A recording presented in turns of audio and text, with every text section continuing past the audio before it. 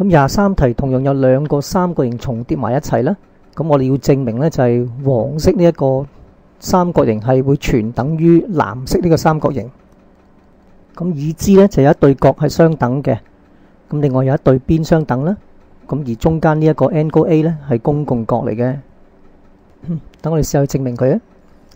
咁首先係公共角啦，angle A 等於 angle A 公共角。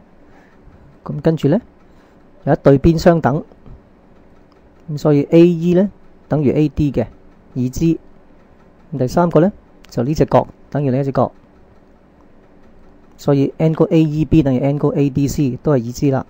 咁根據以上嘅資料呢，我哋可以有結論就係三角形 ABE 呢就全等於三角形 ACD。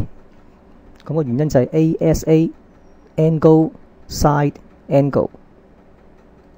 咁另外呢一題有第二個做法嘅，咁第二個證明方法呢就係 AAS。咁我利用埋呢個 angle C 等於 angle B 呢，就我可以用呢個方法去證。咁兩個方法都可以證明到呢，呢兩個三角形係全等三角形。